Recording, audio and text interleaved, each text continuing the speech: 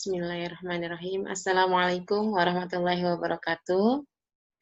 Alhamdulillah, tadi Kakak sudah, menyaksikan atau menyimak video pembelajaran, yang pertama ya, Kak, ya, tentang iman kepada Rasul.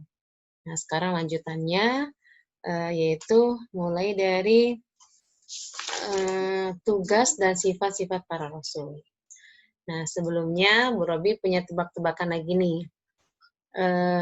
Di slide yang Bu Robi tampilkan, itu ada gambar peristiwa, ya, peristiwa atau mukjizat seorang nabi. Ya. Pada zaman Nabi Musa,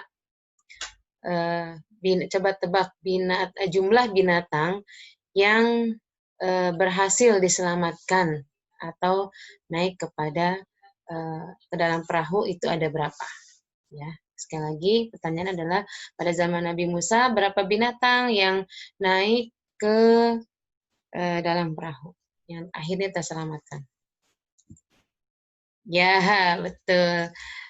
Tidak ada ya, karena mukjizat untuk membuat perahu itu bukan pada zaman Nabi Musa, itu pada zaman Nabi Nuh.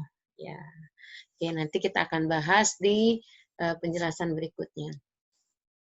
Baik Kak, sebelum kita mulai ke penjelasan berikutnya, kita membaca basmalah terlebih dahulu. Bismillahirrahmanirrahim. Tugas dan sifat-sifat para rasul. Ya, apa sih tugas dari para rasul itu? Yang pertama, tugas rasul adalah menyampaikan ajaran agama kepada manusia dan mengajaknya untuk beriman dan beribadah hanya kepada Allah Subhanahu wa taala. Yang kedua, membimbing manusia kepada kebaikan dan menjauhi keburukan. Nah, yang ketiga, membawa kabar gembira yaitu surga dan sebuah peringatan atau neraka. Yang keempat, memberikan teladan yang baik itu perkataan maupun perbuatan. Yang kelima, menegakkan syariat Allah dan mempraktekkannya dalam kehidupan sehari-hari. Nah, yang pertama, Robi jelaskan tugasnya Rasul itu menyampaikan dan ajaran agama kepada manusia. Jadi Allah mengutus para Rasul untuk mengajarkan kepada kita ya ajaran agama yaitu syariat Islam. Untuk apa? Supaya kita beriman dan beribadah hanya kepada Allah. Yang kedua, membimbing kita semua nih kepada ke arah kebaikan, melakukan hal-hal yang baik dan menjauhi keburukan. Kemudian yang ketiga, Rasul senantiasa membawa kabar gembira, ya kabar gembiranya berupa surga. Ya, barang siapa yang ingin masuk surga, maka lakukanlah hal-hal yang dapat masuk ke sana, gitu, perbuatan baik, di antaranya birrul walidain, kemudian sholat 5 waktu, dan masih banyak lagi. Sedangkan memberi kabar sebuah peringatan, ya berarti itu adalah neraka, maka kita juga diberitahukan bahwa hal-hal yang dapat atau perbuatan-perbuatan yang dapat membawa kita ke neraka, contohnya seperti meninggalkan sholat, ya, kemudian menyembah kepada selain Allah. Nah, itu beberapa contoh yang sebuah peringatan ya yang akan membawa kita ke neraka. Na'udzubillah.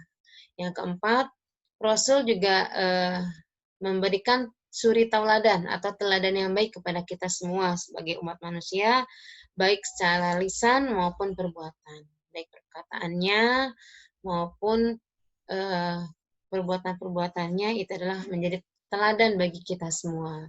Insya Allah teladan para Rasul yaitu wajib kita teladani baik perkataan maupun perbuatannya.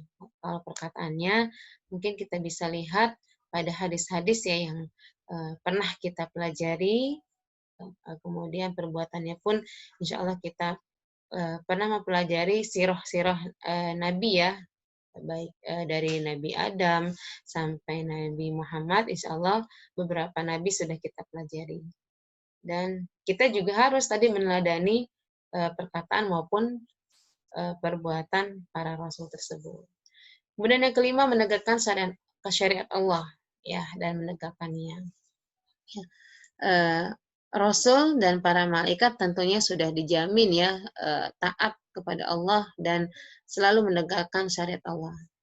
Ya, tugas mereka adalah memberikan pemahaman, membimbing kita semua untuk sama-sama menegakkan syariat Allah. Kemudian sifat-sifat mulia Rasul dan menjadi teladan manusia. Sifat-sifatnya apa saja? Yang pertama, Rasul itu bersifat benar. Apa maksudnya benar?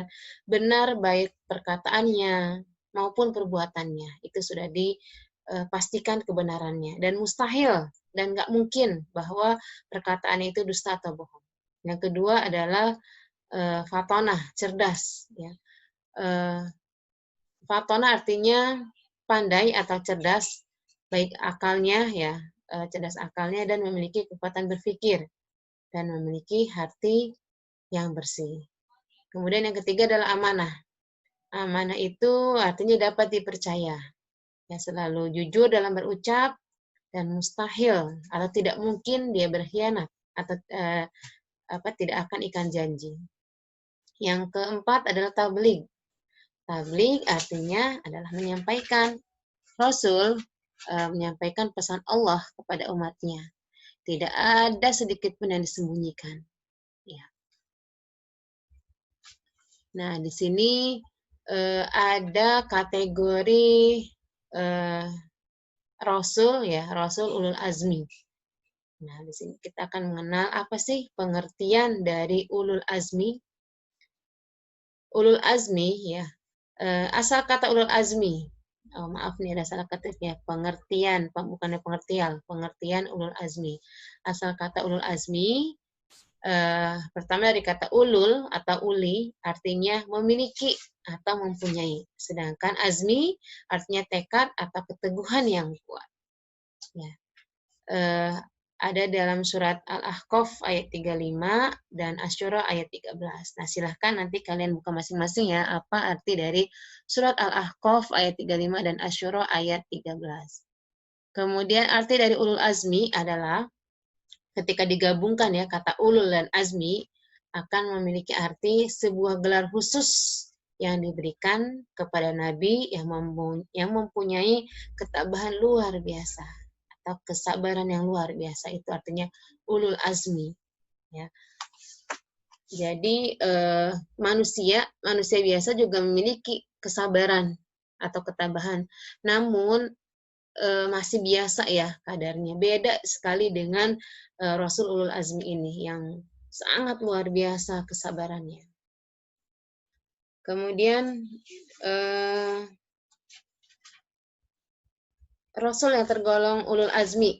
Yang pertama ada Nabi Nuh. Kemudian yang kedua Nabi Ibrahim. Yang ketiga Nabi Musa. Yang keempat Nabi Isa. Yang kelima Nabi Muhammad. Kalau kita mengingatnya lebih mudah, biasanya Bu Robi memberikan singkatan NIMIM, ya, N-I-M-I-M, NIMIM. Siapa Rasulul Azmi? NIMIM. Nah, bukannya Nabi Nimim ya, tapi N-nya itu Nabi Nuh, yang kedua I-nya Ibrahim, yang tiga M-nya Musa, yang keempat I-nya Isa, yang kelima yang terakhir adalah Nabi Muhammad SAW. Mohon maaf ini salah ketik juga, bukan Nabi Muhammad AS tapi Nabi Muhammad SAW. Selanjutnya dari kelima nabi yang tergolong ulul azmi atau rasul tergolong ulul azmi itu ada beberapa kisah di dalamnya. Yang pertama kisah Nabi Nuh. Nah ini nih yang tadi di awal menjadi tebak-tebakan ya. Pertanyaan adalah pada zaman Nabi Musa, sedangkan ini adalah peristiwa yang terjadi pada zaman Nabi Nuh. Pada Nabi Nuh adalah keturunan ke-10 dari Nabi Adam sallallahu alaihi wasallam. Ia mengajak manusia agar menyembah Allah dan melarang memperhambakan dirinya kepada selain Allah. Jadi dari zaman Nabi Adam juga sudah mengajak manusia ya untuk menyembah Allah. Tetapi manusia itu tidak mengacuhkan seruannya, tidak mendengarkan perkataan Nabi Nuh ya. Kemudian seruan Nabi Nuh itu mereka sambut dengan cemooh, ejekan. Ya, jadi pada nggak percaya. Selama 950 tahun Nabi Nuh berdakwah, banyak umat yang mengingkarinya, termasuk istri dan anaknya yang bernama hingga akhirnya Nabi Nuh mendapatkan wahyu untuk membuat perahu yang sangat besar. Kemudian dari sekian banyaknya umat yang mengingkari dan menghina Nabi Nuh, sampai-sampai ada yang berencana untuk membunuh Nabi Nuh. Setelah sekian lamanya berdakwah, hingga akhirnya beliau mendapatkan wahyu dari Allah untuk membuat perahu yang besar. Nabi Nuh beserta para pengikutnya akhirnya membuat sebuah perahu yang sangat besar. Melihat peristiwa ini pun umatnya ingkar. Ya, orang kafir itu menuduh bahwa Nabi Nuh itu gila atau kurang waras ya. Masa ngapain di tengah padang pasir ini membuat perahu yang besar, sangat mustahil gitu kan, untuk apa gitu. Mereka berpikir untuk apa membuat perahu besar itu gitu di tanah yang tandus, yang gersang, yang minim air ya. Kemudian apa yang terjadi? Allah memberikan siksaan kepada mereka, yaitu kepada kaum Nabi Nuh yang tetap ingkar dan tidak mau beriman. Siksaan tersebut berupa banjir, ya banjir yang sangatlah besar sehingga membuat umat Nabi Nuh yang ingkar dan durhaka itu tenggelam. Sudah diberitahu ya oleh Nabi Nuh gitu. Ayo beriman kepada Allah. Malah dibilang tadi gila dan sebagainya. Akhirnya Nabi Nuh berdoa sama Allah, ya Allah tunjukkanlah kekuasaanmu.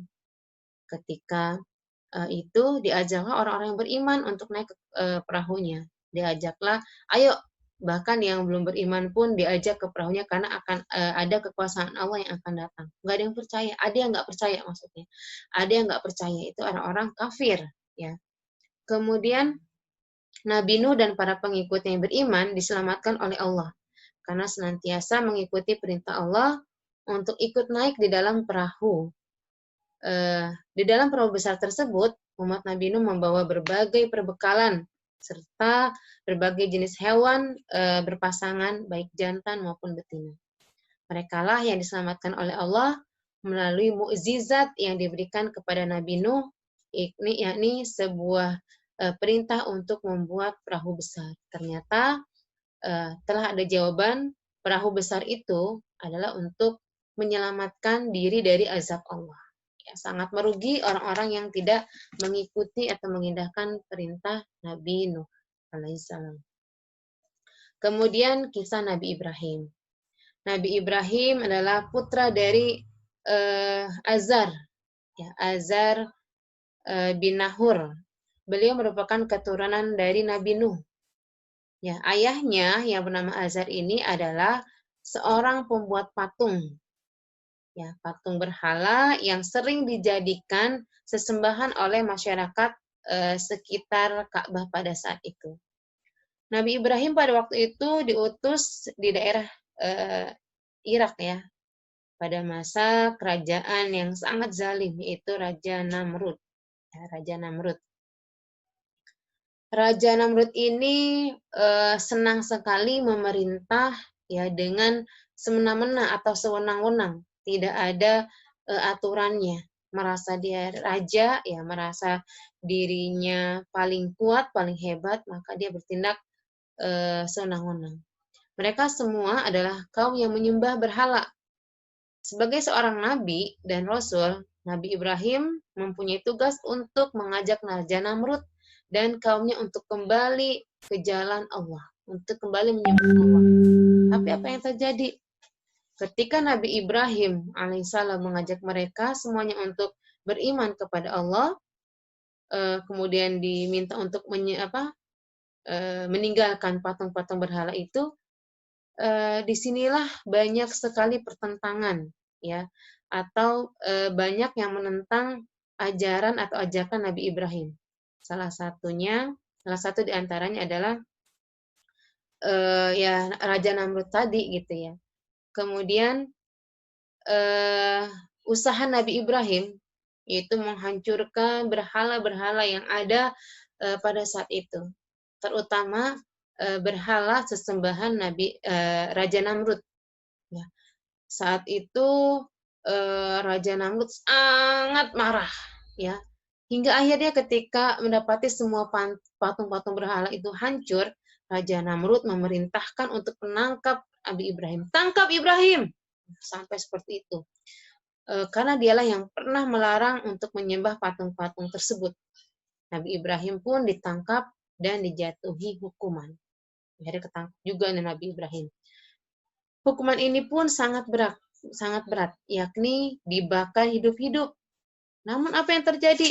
Ya, dengan kekuasaan Allah SWT, tampak kasat mata Nabi Ibrahim memang terbakar oleh api. Namun apa yang dirasakan oleh Nabi Ibrahim pada saat itu? Ya, api yang sangat berkobar-kobar, tidak ada rasa panas sedikit pun. Ya, artinya api itu terasa dingin. Nah, itulah yang disebut mukjizat, ya, mukjizat yang diberikan Allah kepada Nabi Ibrahim, yaitu ketika dibakar maka apinya tidak terasa panas. Kemudian pernyataan tadi ya tentang mukjizat tadi Allah cantumkan dalam Quran surat Al-Anbiya ayat 69 yang artinya, hai api, menjadi dinginlah dan menjadi keselamatanlah bagi Ibrahim.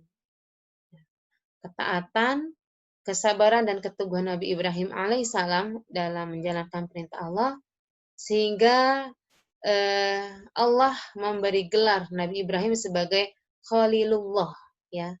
Semua doa-doa Nabi Ibrahim dikabulkan oleh Allah Subhanahu wa taala.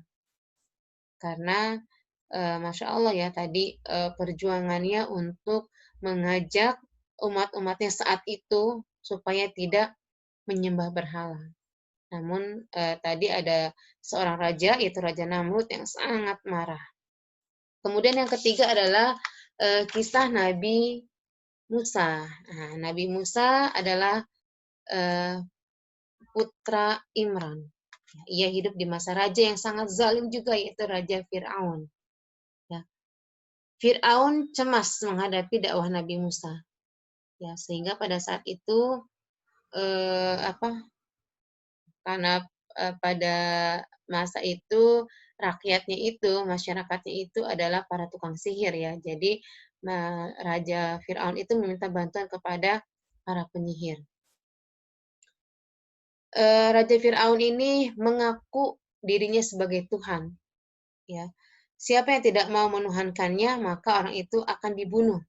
Sebagai seorang ibu mendengar Raja Fir'aun yang begitu kejam, tentu sangat ketakutan ya.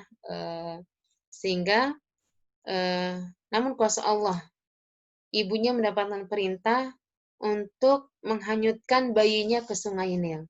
Jadi pada saat itu ibu Nabi Musa mendapatkan perintah untuk menghanyutkan Nabi Musa itu ke dalam Sungai Nil. Karena tadi ya khawatir dibunuh. Karena Raja Fir'aun ini nggak mau ada bayi laki-laki yang kelak akan menggantikannya sebagai raja. Kemudian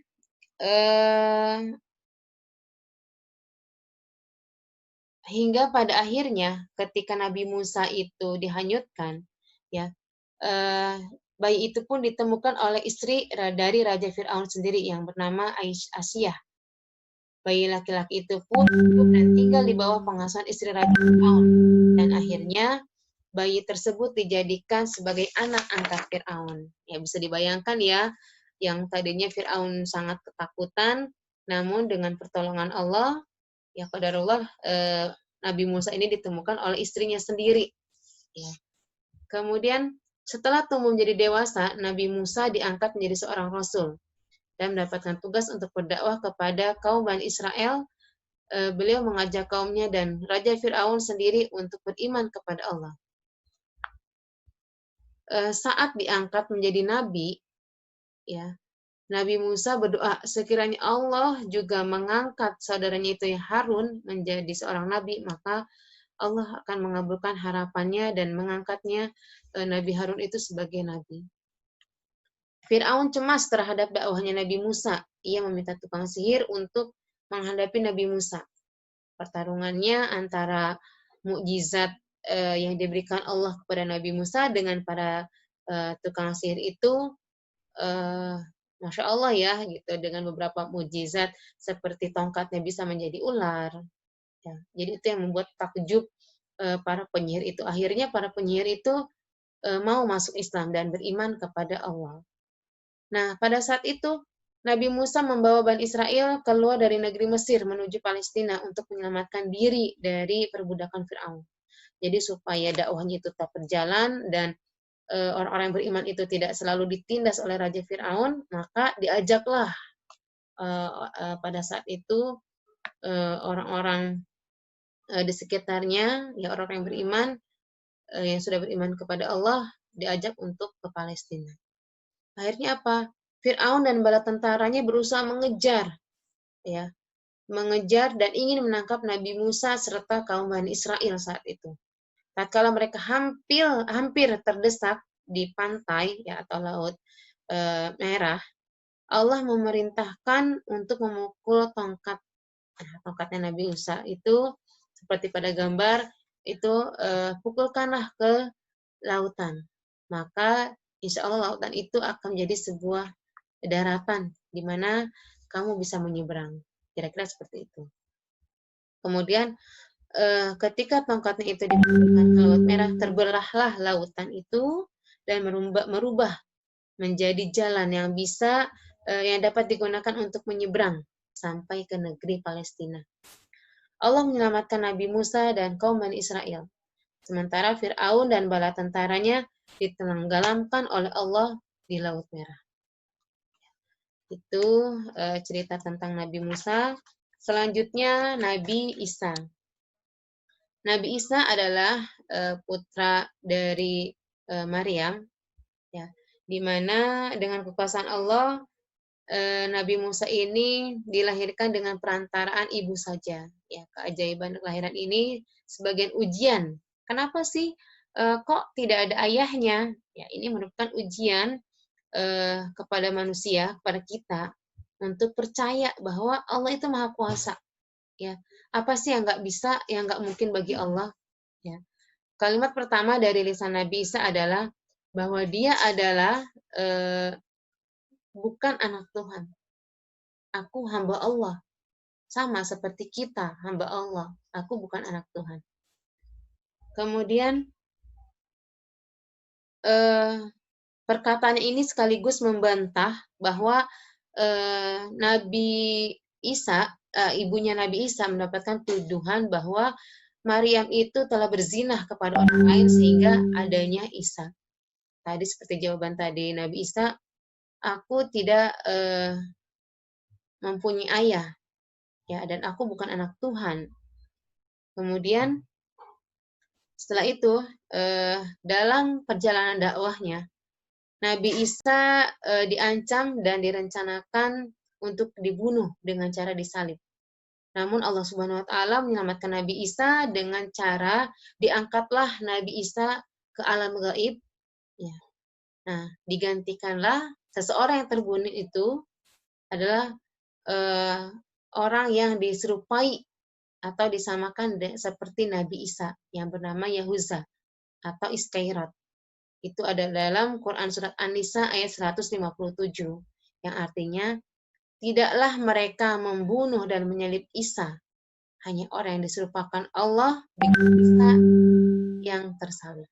Jadi, seolah-olah yang tersalib itu adalah Nabi Isa, padahal telah diangkat oleh Allah. Sama seperti kisahnya Nabi Ismail, ya, yang akan disembelih tapi ternyata Allah gantikan dengan domba. Itulah bukti kekuasaan Allah. Yang terakhir adalah Nabi Muhammad. Nabi Muhammad adalah nabi yang sangat terkenal dengan sifatnya yang jujur, tabah, sabar, bertanggung jawab, ya, pekerja keras, sehingga diberi julukan Al-Amin atau dapat dipercaya. Beliau tak henti-hentinya berdakwah mengajak umat manusia menyembah Allah dan meninggalkan kemusyrikan atau menyembah kepada selain. Walaupun dalam dakwahnya banyak menghadapi rintangan, bahkan ada yang ingin membunuhnya, ya akan dibunuh oleh orang-orang Quraisy, namun tidak menyurutkan semangat Nabi Muhammad SAW untuk tetap berjuang membela Islam, mempertahankan Islam. Masya Allah. Saat itu Nabi Muhammad hanya berdoa kepada Allah, ya Allah, kepada Engkau aku menyerahkan kaum Quraisy. Nah, doa ini terus diulang-ulang oleh Rasulullah. Dari peristiwa itu, Nabi Muhammad bukanlah sosok manusia pendendam, tidak membalas kejahatan Abu Jahal dan kawan-kawannya yang hendak membunuhnya. Ya cukup menyerahkan persoalan semua itu yang menghalanginya itu kepada Allah. Ya Allah, kuserahkan kepadamu orang-orang Quraisy. Nah, selain jujur, Nabi Muhammad juga adalah seorang yang pemaaf. Nabi Muhammad sangat menyayangi anak yatim, dan Nabi pernah berkata, barang siapa yang memelihara dan mengasuh anak yatim dengan sebaik-baiknya, kelak mereka akan masuk surga, dan tempatnya berdekatan denganku. Hal ini diisyaratkan Nabi dengan jari telunjuk dan jari tengahnya. Jadi seperti ini, ketika kita menyayangi anak yatim. Dan ketika meninggal kelak, ya di akhirat kelak kita akan berdampingan ketika kita menyayangi anak yatim. Tidak ada jarak seperti halnya telunjuk dan jari tengah. Begitulah kepedulian Nabi Muhammad kepada umatnya. Kemudian Nabi Muhammad pun adalah Nabi yang terakhir atau Nabi penutup, dan tidak akan ada lagi Nabi atau Rasul setelahnya. Maka istilah itu disebut dengan Khatmul Anbiya, yang artinya adalah penutup atau penghabisan para nabi dan rasul. Nah, itu sekilas tentang nabi atau rasul yang tergolong ulul azmi, yakni Mim, Nuh, Ibrahim, Musa, Isa, dan Nabi Muhammad SAW. Nah, terakhir, contoh atau perilaku apa saja yang harus kita lakukan sebagai seorang yang beriman. Yang pertama, mempercayai sepenuh hati bahwa para rasul adalah manusia pilihan Allah untuk menyampaikan wahyu atau firman-Nya sebagai pedoman hidup. Yang kedua, mempercayai bahwa rasul adalah teladan hidup bagi manusia. Yang ketiga, membenarkan apa yang dibawa oleh Rasul atau syariat Islam dan dijadikan pedoman kita sehari-hari. Ya, contohnya yang dibawa oleh Rasul Nabi Muhammad SAW adalah Al-Quran. Ya, Allah sudah menurunkan, menyempurnakan kitab-kitab terdahulu yaitu Al-Quran. Kemudian yang keempat, meyakini bahwa Nabi Muhammad adalah Nabi dan Rasul yang terakhir. Atau tadi yang disebut Khatmul Anbiya atau nabi, penutup para nabi. Nah, wallahu a'lam bishawab. Di sini ada pesan keimanan dari Utsman bin Affan. Tingkatan iman tertinggi adalah bahwa kamu selalu menyadari kehadiran Allah di hadapanmu. Jadi dimanapun kita berada, kita harus sadar, kita harus ingat bahwa Allah akan selalu bersama kita. Orang lain tidak tahu, tapi Allah Maha tahu. Afwan minkum. Sekian dari Bu Robi. Jika ada kekurangan itu datangnya dari Bu Robi. Jika ada kebenaran itu datangnya dari Allah. Semoga bermanfaat. Ya, terakhir, tugasnya adalah setelah menyimak penjelasan materi kali ini, kemudian kalian mengerjakan latihan soal halaman 41 sampai 42 yang nanti setelah dikerjakan sepekan kemudian, insya Allah Bu Robi akan berikan jawabannya. menjelang ulangan ya akan Bu Robi berikan.